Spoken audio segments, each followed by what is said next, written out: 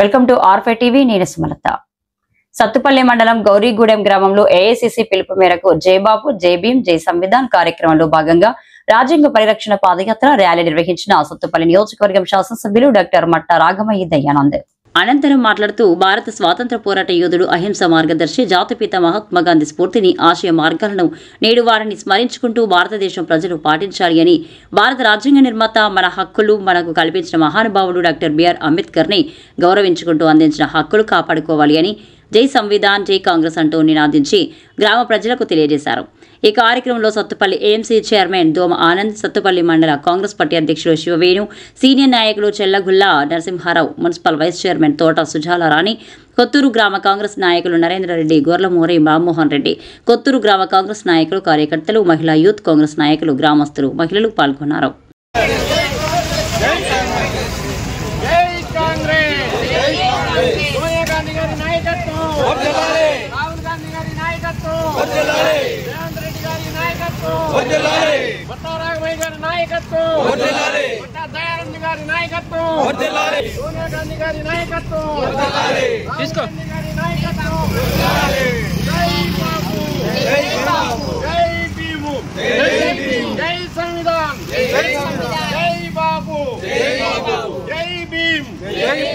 జై సంవిధాన్ జై కాంగ్రెస్ జై కాంగ్రెస్ సోనియా గాంధీ నాయకత్వం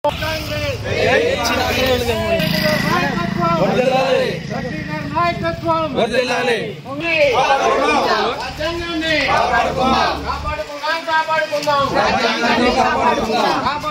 కాపాడుకుందాం కాంగ్రెస్ పార్టీ సోనియా గాంధీ నాయకత్వం, రాహుల్ గాంధీ నాయకత్వం, రేవంత్ రెడ్డి జై బాపు జై సంవిధాన్ జై కాంగ్రెస్ జై కాంగ్రెస్. హృదయపూర్వకంగా నమస్కారాలు తెలియజేసుకుంటున్నాను. మన ప్రభుత్వం కాంగ్రెస్ ప్రభుత్వం నిజమైన ఇందిరమ్మ రాజ్యం. మన ప్రభుత్వం వచ్చిన ఈ 16 నెలల్లోనే ఎన్నో సంక్షేమ ఫలాలు, అభివృద్ధి ఫలాలు తీసుకుంటూ వస్తా ఉన్నాం.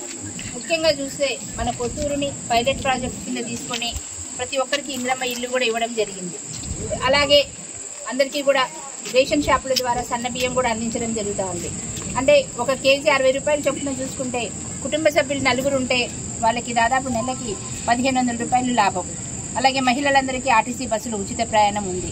గృహజ్యోతి కింద 200 యూనిట్లు కరెంటు వరకు ఫ్రీ ఉంది. ఇలా చెప్పుకుంటూ పోతే ప్రతి ఒక్క ఇంటికి కూడా కాంగ్రెస్ సంక్షేమ ఫలాలనేవి అందుతూ ఉన్నాయి. అలాగే మన ఈరోజు ఇంత స్వేచ్ఛగా మరి హాయిగా ఉన్నాము, ఇష్టమైన చోట మీటింగ్ పెట్టుకోగలుగుతున్నాము, మన ఇష్టమైన మతాన్ని పాటిస్తున్నాము, తర్వాత ఇష్టమైన దేవుళ్ళని పూజించుకుంటున్నాము, ఇష్టమైన బట్టలు కట్టుకుంటున్నాము. ఇవన్నీ ఎవరి వల్ల వచ్చినాయి? బ్రిటిష్ కాలంలో ఇట్లా ఉండేదా? లేదు. ఎవరి వల్ల వచ్చినాయి? కాంగ్రెస్. దాన్ని నడిపించింది ఎవరు? మహాత్మా గాంధీ గారు, నెహ్రూ గారు, ఇట్లా ఎంతోమంది ప్రముఖులు స్వాతంత్ర పోరాటంలో పాల్గొని అహింస శాంతియే పరమాయుధంగా చేసుకొని ఈరోజు మనకి స్వేచ్ఛ స్వాతంత్రం అనేది సంపాదించారు. మరి ఈరోజు ఆయన్ని మనం స్మరించుకోవాలా లేదా? ఎంతమంది స్మరించుకుంటున్నాం? ఇప్పుడు బీజేపీ వాళ్ళు ముందుకు వస్తున్నారు. మేమే దేశాన్ని అంత చేస్తున్నాం, ఇంత చేస్తున్నాం అంటున్నారు. ఏం చేశారు వాళ్ళు? స్వాతంత్రం దాంట్లో పోరాటంలో వాళ్ళు ఉన్నారా? బీజేపీ వాళ్ళు లేరు. ఇప్పుడు ముందుకు వచ్చి మేము దేశాన్ని కాపాడుతున్నాం అంటున్నారు. అట్లనే మనం రాజ్యాంగం, మన హక్కులు, ఇక్కడ ఎక్కువగా ఎస్టీ, బీసీ, మైనార్టీలు, ఎస్సీలు ఉన్నారు ఈ కాలనీలో. వీళ్ళందరికీ కూడా సమాన అవకాశాలు, ఉద్యోగ అవకాశాలు కానీ, రిజర్వేషన్లు కానీ, పొలిటికల్గా కానీ ఏ అవకాశాలు రావాలన్నా రిజర్వేషన్లు ఇచ్చింది, ఓటు హక్కు కల్పించింది మన రాజ్యాంగం. ఆ రాజ్యాంగాన్ని రచించింది ఎవరు? అంబేద్కర్ గారు. ఆయనని తీవ్రంగా అవమానిస్తే కూడా ఎవరు ఖండించలేదు. బీఆర్ఎస్ వాళ్ళు కానీ ఎవరు కానీ పట్టించుకోలేదు. అలాంటి ఇప్పుడు ఆ రాజ్యాంగాన్ని తూట్లు పొడిచి మన రిజర్వేషన్లు రద్దు చేసి మనల్ని ఇంకా అణగదొక్కాలని చూస్తూ ఉన్నారు బీజేపీ వాళ్ళు. కనుక మనం దీన్ని అందరం కలిసి ముక్త కంఠంతో ఎదుర్కొని మన రాజ్యాంగాన్ని మనం కాపాడుకోకపోతే రాబోయే కాలంలో మన పిల్లలకు రిజర్వేషన్లు ఉండవు, మనకి ఈ స్వేచ్ఛ స్వాతంత్రాలు ఉండవు, ఈ అవకాశాలు ఉండవు. ఎందుకంటే పక్క రాష్ట్రాల్లో చూస్తున్నాం, మణిపూర్ కానీ, ఉత్తరప్రదేశ్ కానీ, మొన్నటికి జమ్మూ కాశ్మీర్ కానీ ఏదైనా స్వేచ్ఛ ఉందా? పలానా మతం అనేది ఉందా? ఇష్టం వచ్చినట్టు కాల్ చేస్తూ ఉన్నారు, వాళ్ళ ఇల్లు తగలబెడతా ఉన్నారు, ఇష్టమైన దేవుణ్ణి పూజించుకునేది లేదు.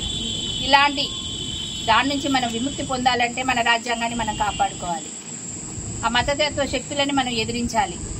కనుక మనం ఈరోజు బాపు గారిని, అంబేద్కర్ గారిని స్మరించుకుంటూ ప్రతి ఒక్కరికి కూడా తెలియజేయాల్సిన అవసరం ఉంది.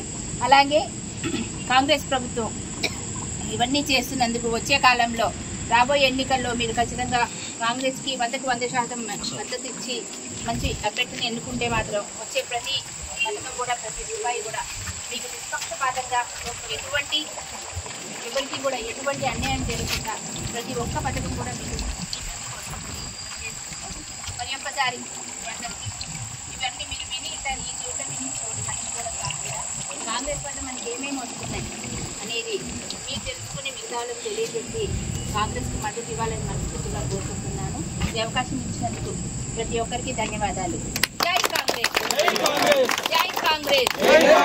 రాహుల్ గాంధీ గారి నాయకత్వం, రాహుల్ గాంధీ గారి నాయకత్వం, సోనియమ్మ గారి నాయకత్వం, రేవంత్ రెడ్డి గారి నాయకత్వం.